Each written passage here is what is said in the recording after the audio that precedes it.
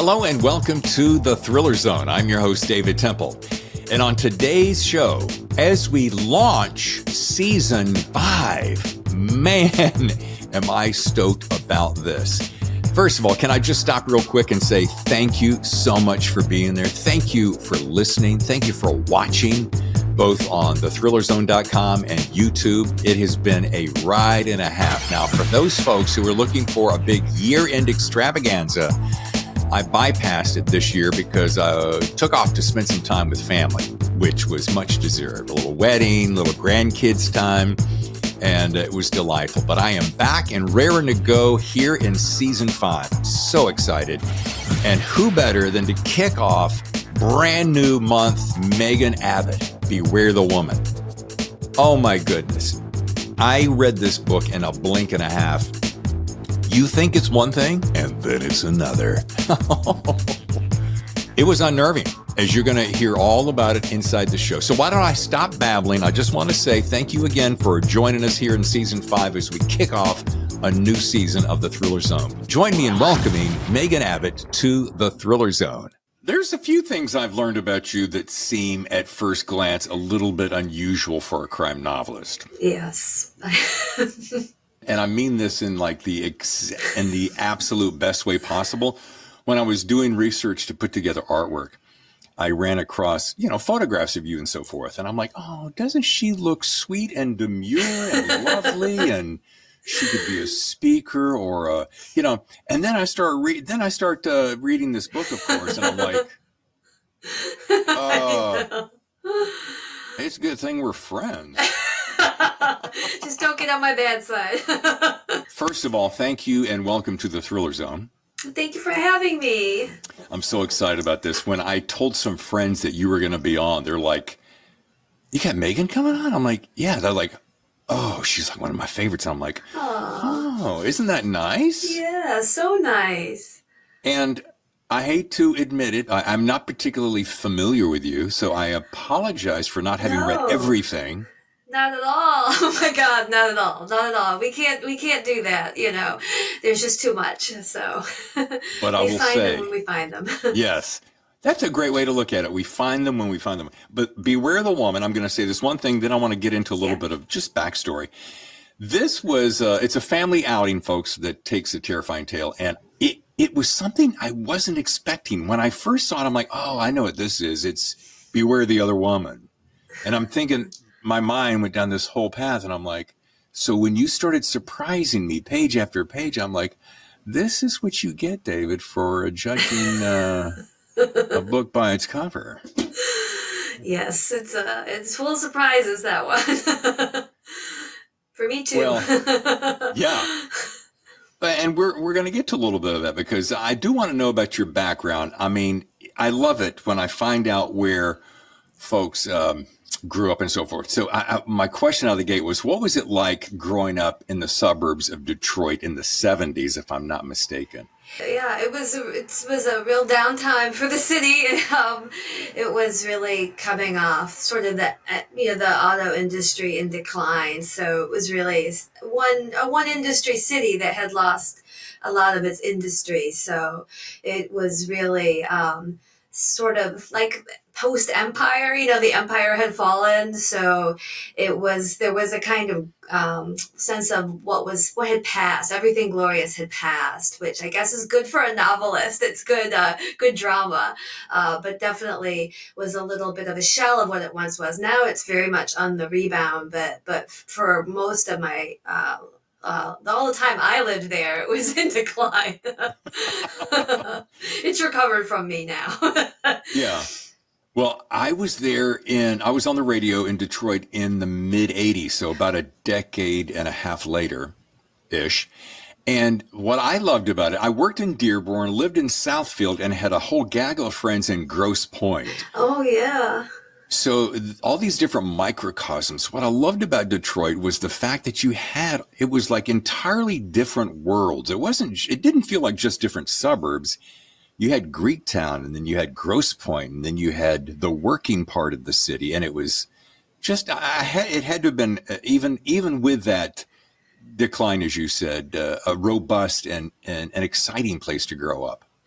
I mean, Grosse Pointe, I wouldn't say it was exciting, but it was surrounded by that. No, you're right. It's a really interesting city, and obviously very diverse. And but Grosse Pointe, it's so brushes right up against Detroit, and it really is sort of this famous line you cross at 8 Mile, and Grosse Pointe is sort of very placid and serene, and it's sort of always Eisenhower is always president in Grosse Pointe is the way I put it. I feel like you're going back in time, and so there's something sort of magical and maybe unnerving about it that's interesting. And then Detroit with Motown and this sort of storied history and this sort of energy to it, was a real contrast. And yeah, the West Side is a whole different scene, closer to New York, really where I live now. So yeah, it's a real sprawl and a real fascinating sprawl.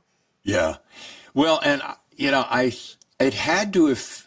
This is what I really want to drill down on, because I'd love to know how it influenced your growing up, and did it help craft your passion for crime fiction, and did this passion start out of the gate way back?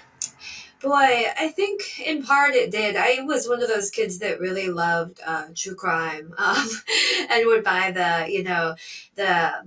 you go to the drugstore back in the days, and there would be the spiral rack of paperbacks, and there'd always be like Helter Skelter, and I just loved that stuff. I think I always had this sense that that adults were keeping secrets from kids, and that there was this whole world that one didn't know about. And so I loved mysteries and true crime, and certainly movies, especially gangster movies, and what I would later come to know is called film noir, but like secrets, and sort of pulling the cloak back and finding out what's really going on. This sort of sense that there was something underground that was much more interesting. That's funny, because that was my next question. I read where you love the 30s and the 40s in particular, and I thought that what a choice time to be brought up watching that kind of film, and I can see that influence in your writing with that, because it's not straight ahead fiction and crime. It's this dark underbelly of noir that just and it peaks its head every once in a while and then goes back down, and it's such a ride. Oh, I'm so glad. Yeah, no, I think it is. I guess it's sort of that childhood notion of like you want to peep through the peephole, and I've Sure. never really lost that feeling of that there are sort of two realities existing at once, and one is sort of your state everyday life, but you could at any moment you could sort of slip into the other one where all the excitement and dangers are. And certainly I got that from movies, but and then later from crime fiction, which I came to more in my teens, and just sort of fell in love with it. Did you have siblings growing up? Yes, I have a brother who's a year older, Josh, and he's a prosecutor actually, so he's very much in the business of crime as well. So he's a good resource. I was going to say, did that, having a sibling with a perhaps similar passion, help fuel that? We certainly talk a lot about true crime now, and even to a certain extent in my teens. So I said we come at it from different points of view. As someone on the prosecutorial side, he's very much on the side of law and order, and I tend to write about criminals. So I guess it's a good match. But for instance, I never have written about a cop or a detective as a hero. I really prefer to write about regular people who sort of fall into or become involved in crime. So it's a slightly different angle, but same interests for sure. And who may just be innocent bystanders, and you think they're perfectly innocent bystanders until life pushes them in the face or to the ground, and they fight back, and all of a sudden they take the law into their own hands. Yes, very well put. I think that's one of the things that has always interested me is sort of that crossing of that line and what we're all capable of in different situations or sort of pressed to. That's always what I liked about true crime is what people will do in the right set of circumstances, including find a way to survive, which is part of it, but also find a way to find darker aspects of themselves is different also part of that. Well, this is a perfect place to interject. I know that Jodie Foster is going to be on the new True Detective coming out very shortly. And so my wife and I thought, let's go back to the original and start watching them back to back to ramp up. And so we just finished the first season last night. And sure enough, almost right at the end, we both turned to each other and said, if you got in a sticky situation, and I'm phrasing it slightly differently, and somebody was coming at you within an inch of your life, what would it take to push you over the edge? And it's amazing when you've been with someone for so long and then you learn a little piece and you're like, oh, so you would do that? Honey, can I get you anything to eat or drink? Yeah, exactly. That's when you really find out who you're married to, when you have those discussions. But it does beg the question, doesn't it? Yes. How far does it take you to be pushed until you go, all bets are off, right? Yes, I've always sort of been interested in people who think they're good. So I often find they're the most dangerous because they're not really in touch with that other side of themselves and until they're in those situations. So I think those are the most dangerous people usually, as opposed to someone who's sort of can wrangle with their inclinations, their sort of bad behavior a little more openly. It's a good thing we don't pull out the couch about now, Megan, because growing up as a preacher's kid, I'm sure I'm yeah. Yeah. And it always gets that reaction right there. Oh, you're the PK. Oh. Well, you're very, very in touch with the issues of good and evil, and darkness and light, I would say. You're well acquainted. And it's funny to use it as a parallel in this conversation. It is funny when you consider that, we'll just use the big phrase of the church, is all about shining the light on darkness, when in reality, there's more than a fair share of darkness up in there. There is, and it's not as simple binary as we might think. You know, these aren't necessarily opposites, and I think it's sort of often crime novels sort of peel back the sort of veneer of civilization, and it's surprisingly closer to the wilderness than we might think. I think that's really true. I like that phrase, peeling back the veneer of civilization. Yeah, and showing you what it really is. Yes. And it's interesting what your wife's response, because I do think there's a reason that women are the biggest consumers of true crime and crime fiction. And I think, women are sort of raised to have to have a certain amount of self-protection, like just to be safe. Safety is always a sort of so much more present in a different way than it is for men. So I think that there's something in these books that speak to them living with that kind of fear. Is it's a low level, but it's humming. Walking down the street, dark street, is just a little different. It has a little different tenor, I think, for women than for men. So I think there's something in these books that speak to them. And speaking of that, Megan, I think it's so interesting that the very tip-top most popular podcasts right now have to do with true crime. And to your point, I think nearly all of the podcast hosts are women, or predominantly women. Isn't that interesting? Yes. And I think that they deal with a lot of the topics that are sort of forbidden or in polite conversation that women deal with,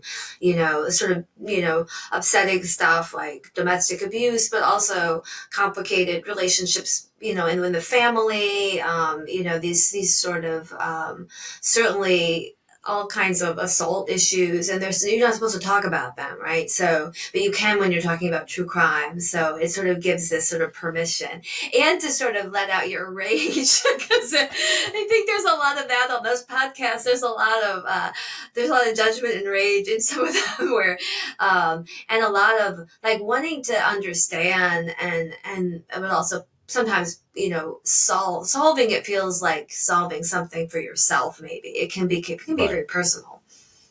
I've also noticed that if adult beverages are involved in said podcast, the rage tends to climb exponentially in Yes. accordance with said volume of beverage. That's right. As in real life, as we know. A lot of crimes involve that as well. So. As it should be. I mean, That's right. yeah. Okay. Hey, one more thing about backstory before we move on to your latest book. I'm curious because this is awesome. You're living a little slice of my dream, because being a novelist is one thing, but being able to slide into the next realm, I call it, when you get into screenwriting, and then the next, which is producing. So here you've got screenwriting for the Deuce on HBO. Then you got Dare Me for USA Network. Now, was that part when you were originally starting out way back at U of M and getting your degree there, which great school, by the way, and then your PhD? I mean, were you that far back? Were you thinking, oh, not only am I going to, bang out great thriller novels, but baby, I'm going for screenwriting and producing? No, I always loved movies so much, but I had no idea how one did that. It could not have been more mysterious to me how one becomes involved in the movies. It felt as far away as Oz. So I really kind of backed into it. As often the case when you write crime novels, people will option your work. It has, because the energy of a crime story, and it was really through, my own work that I got involved and have really now for over 10 years written for TV and a little less for film. And I've loved it because it does feel like a dream come true. Adapting my own has been great, but adapting other people's books and working on The Deuce, of course, to work with some of my writer heroes like George Pelecanos and Richard Price. So it's been a great side gig, but it really I only really snuck in the back door on that one for sure. I had no plan.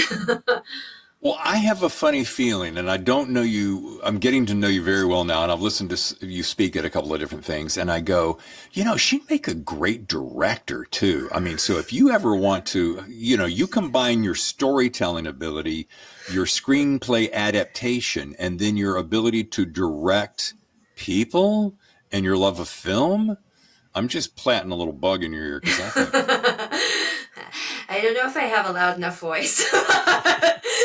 The directors I've known, but I guess that's what the megaphone is for, right? I was going to say two things: either the megaphone or your first AD. Oh, that's right, dude. That's right. Just turn to your first AD and go, "Can you please tell him to get You're moving the best. now?" They get a really big guy.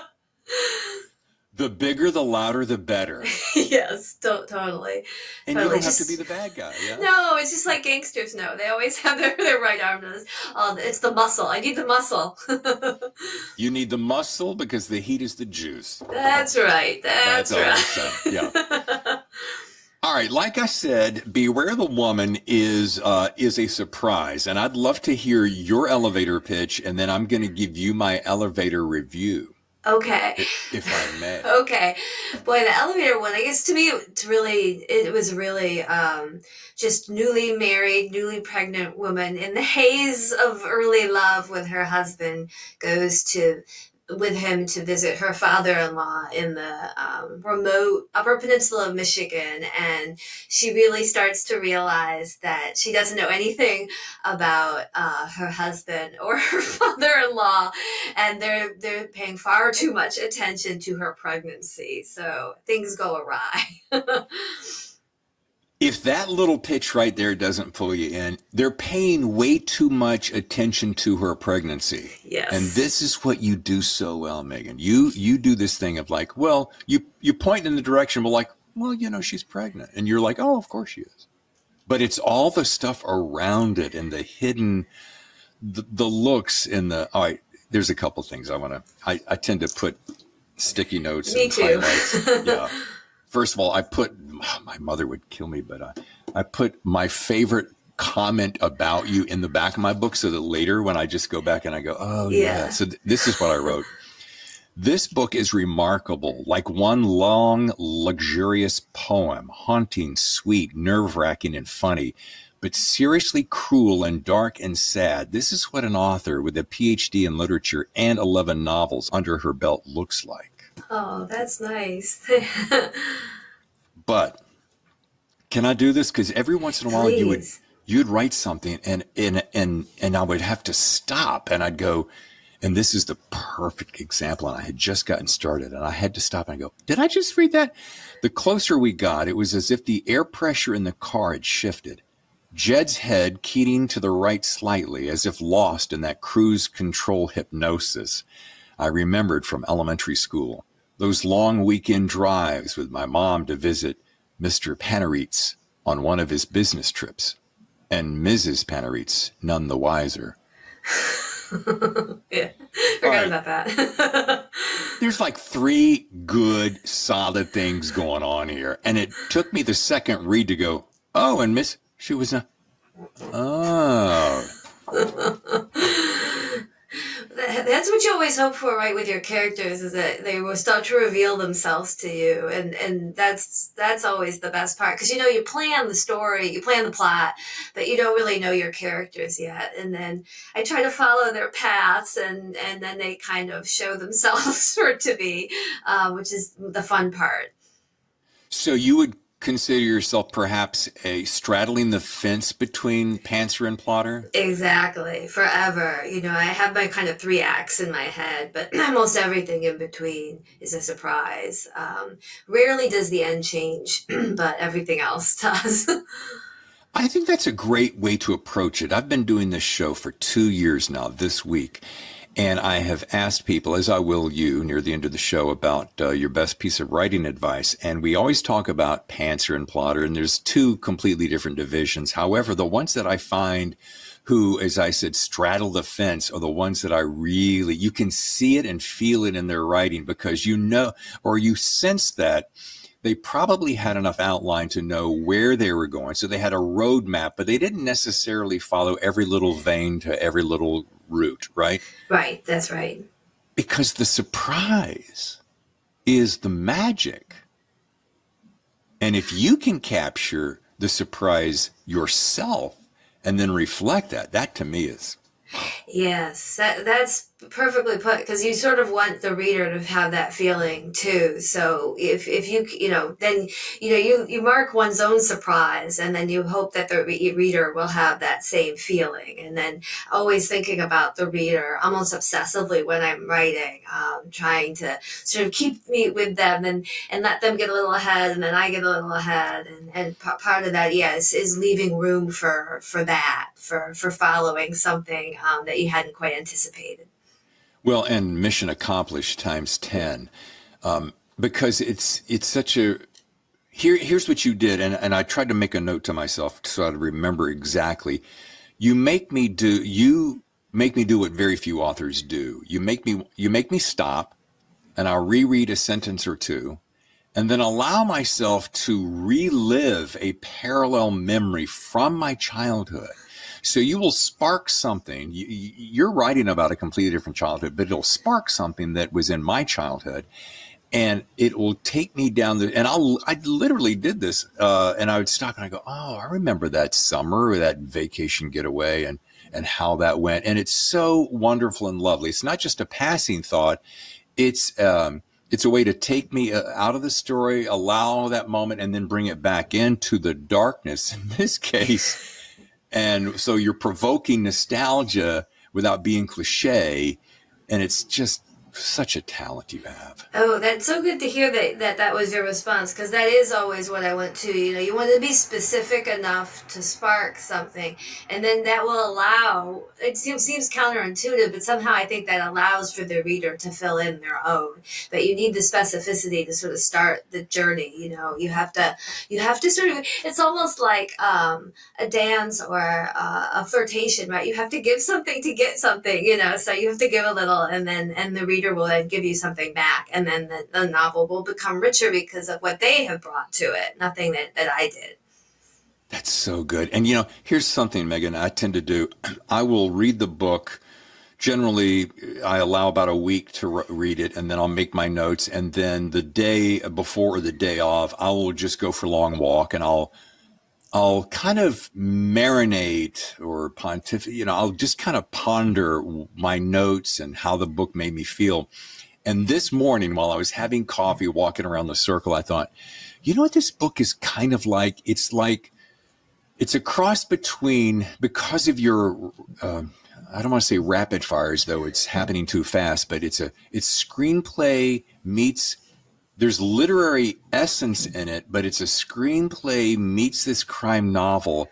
Yet in this, and this is the phrase that popped into my head, I said it was almost like watching a Sam Peckinpah presentation. Oh, I love that. Right? Yeah, well, that's great. Yeah, yeah. And you sort of all of a sudden are just blown into 100 pieces. Yeah. I mean, that finale scene, and I'm not going to say anything to give it away, but when Mama Bear gets a little bit agitated, it's like, wow, you can see everything happening in slow motion and so absolutely over the top dramatic. Yeah, it's funny that you say Peckinpah, because I was just writing a piece today about how, and this is going to really mislead people. The book is not like this, but my inspiration for that ending is really Texas Chainsaw Massacre, just because you're in this remote setting and like lots of crazy stuff is happening, and there's a young woman at the center, and I just kept thinking of her face in that movie. So yeah, so cinema, as you can tell, is a big part, especially with big set pieces or climaxes. I try to picture it in my head. Like, I know a lot of writers do, but I think, we've all been so raised on movies, but for me, that is a big part of like creating the full, smell, sound, everything. You kind of taste all these sort of things. And it would be one thing if you were in, Midtown Japan, Hong Kong, like a John Wick film with all this stuff. No, you're out in nowhere with nothing, and the most dangerous thing is maybe a mountain cat over the ridge somewhere else, and everything is so idyllic and so lovely and placid, and then all of a sudden just the proverbial shit hits the fan. Yeah. Well, where you live, you understand that when a mountain cat can appear at any moment.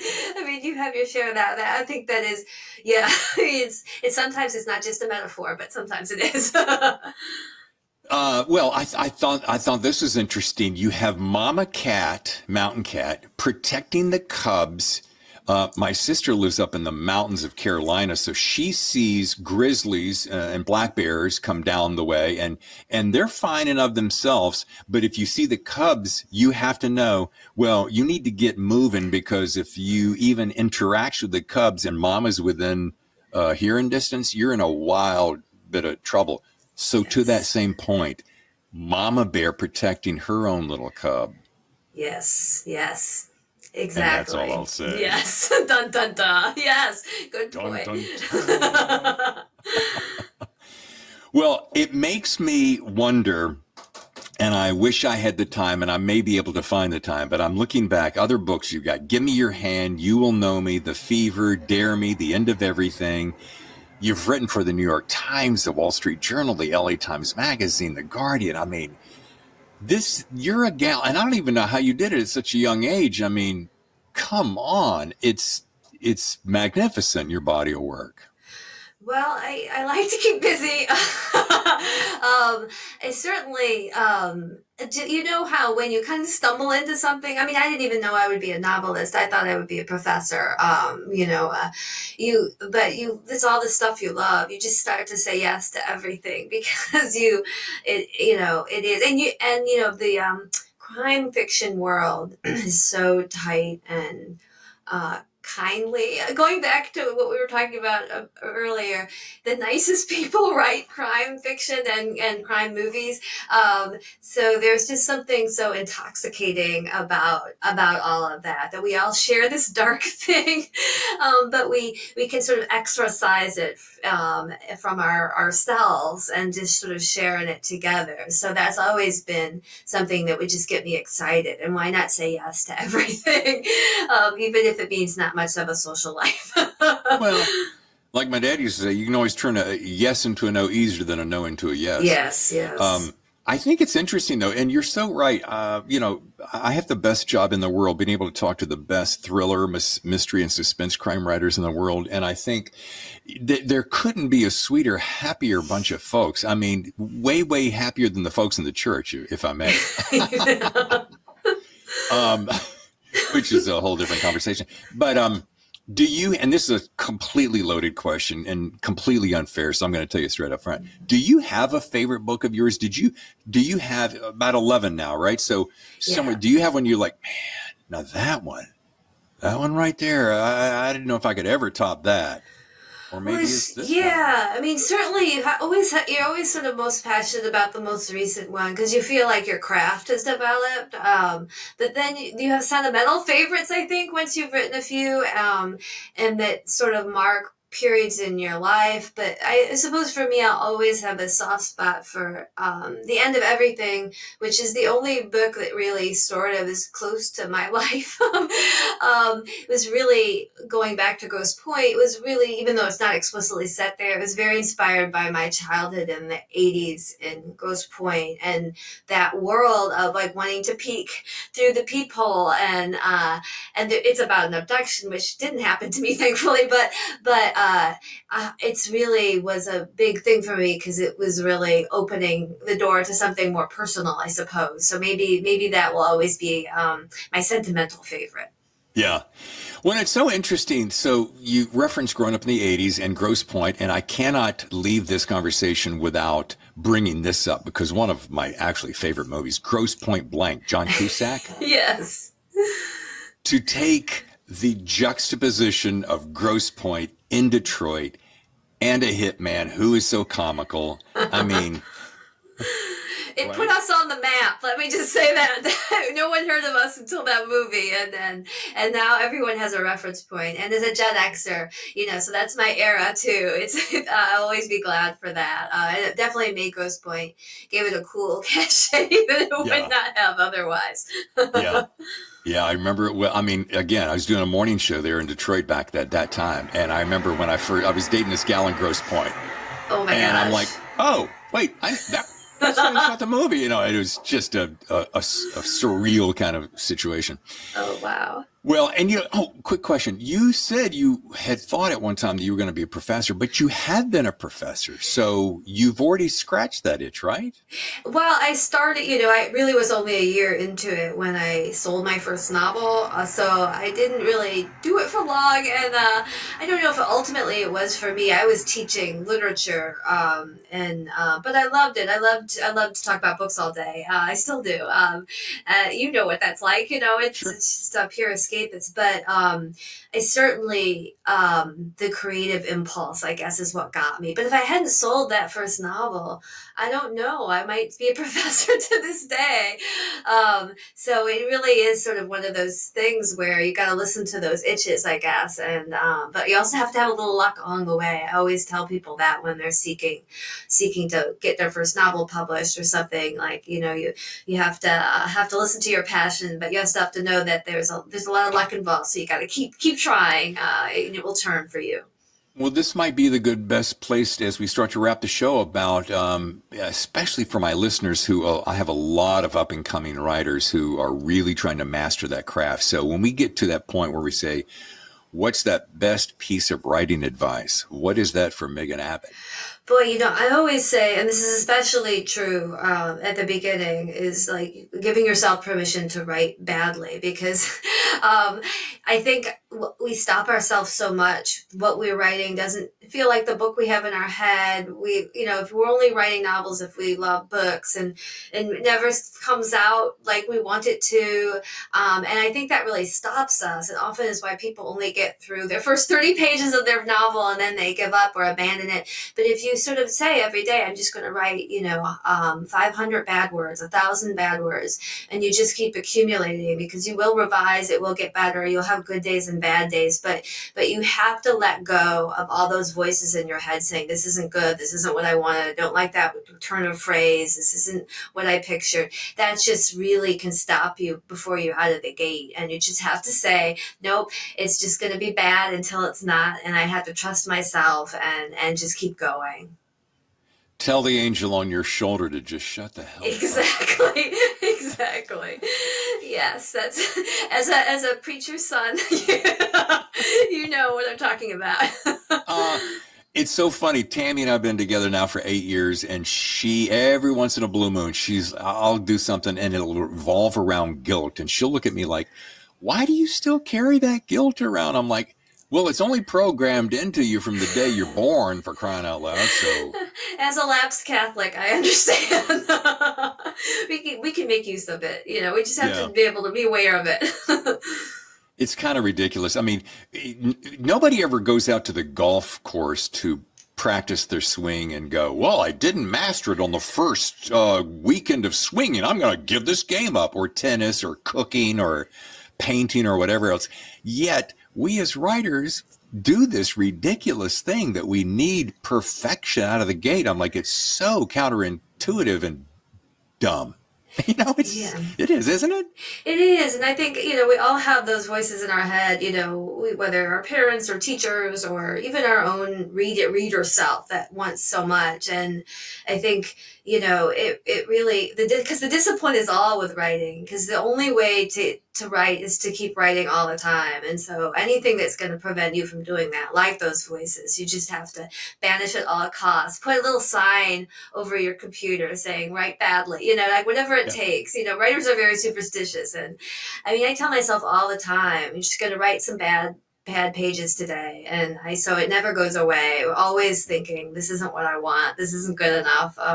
So, you know, you just have to, you have to be acquainted with your shadow self, the one that tells you it's bad. And you just have to say, I'm going to let you in the room and you can say that, but I'm going to keep writing anyway.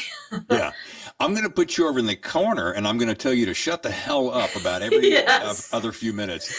That's right. Exactly. Well, this has been absolutely delightful, Megan. Thank you so much for spending time with me. Thank you so much. This was such a pleasure. Oh, and did I read correctly? Are you going to be at BoucherCon? Yes, I was just going to say when you mentioned San Diego. Yeah, I'm so looking forward to it. I haven't been in a few years, you know, as a lot of us have missed them, and I can't wait to be back. And an excuse to go to San Diego in a non-rainy month is a good thing. Well, I do have a little inside scoop. Let's see. Yeah, that's end of August, September. It's absolutely perfection this time of year. Excellent. Please let me take you out for a cup of tea or coffee or cocktail or whatever, because I would love to spend more time talking. That would be great. Let's make a plan. Yes, absolutely. Well, folks, if you'd like to learn more, go to meganabbott.com. You can follow her at Megan E. Abbott. And, of course, once again, the book is Beware the Woman, and beware so many things as you read this book. You'll look at life just a little differently. Thank you. Thank you again. Thanks once again to Megan Abbott, and the book is Beware the Woman. Oh, wasn't that fun? Delightful? Smart too, boy. And when you read this book, you're going to do as I did. You're going to go, I didn't see that coming. I thought I saw it coming, but I didn't. Such a spectacular book. Beware the Woman. You should read that now. And we're going to meet up at BoucherCon coming up here in it feels like just weeks, end of August, early September, here in San Diego, California. By the way, if you're thinking about this is my own little plug. I'm not getting anything for it. If you're thinking about doing BoucherCon, go ahead and trust me. Go ahead and sign up now. It's a wonderful time. Gorgeous city. We're going to have a blast and a half. And I want you to make sure you stop by, shake my hand, say hello. Maybe we'll go out and grab a refreshing beverage. San Diego is the home of craft beer, you know. Check this out. Next week, Rachel Hall, What Never Happened. Yeah, you know Rachel Hall, right? Big deal. And this is what I'm so excited about. Kicking off a brand new season with two rock star women who are just writing at the top of their game. I'll tell you, I'm going to make you a promise. You're going to see more of this action coming up in the new season of The Thriller Zone. We are working on some things, maybe a little bit of new studio. Maybe I'll move out of the home studio eventually. I know that when we were talking with Chris Haughty not this long ago, doing a little studio situation, it was so much fun. People loved it. I'm going to be doing more of that. So stay tuned. But coming up again, Rachel Hall, next episode of The Thriller Zone. All right, as we kick off into this new season, I wonder if you'd do me a favor. I know you've heard this before. Stop on by, drop me an email if you'd like to, thethrillerzone@gmail.com. Say hello. Tell me if you'd like to be on the show. Give me the 411 on all the information that you have about your book. Also, if you want to drop us a review on your favorite podcast channel, we'd love it. Apple, Spotify, Stitcher, wherever it is, just drop us a little 5-star review. We'd be very grateful. It could be one sentence, all right? All right, that is going to do it for me, David Temple. And once again, thank you so much for sticking with me. Going into year number, I guess this will be going into year number 3. This is the front row seat to the best thriller writers in the world. And I am so glad you're here. I'm David Temple. We'll see you next time on another edition of The Thriller Zone. Your front row seat to the best thrillers. The Thriller Zone. Where's Momo and Popo?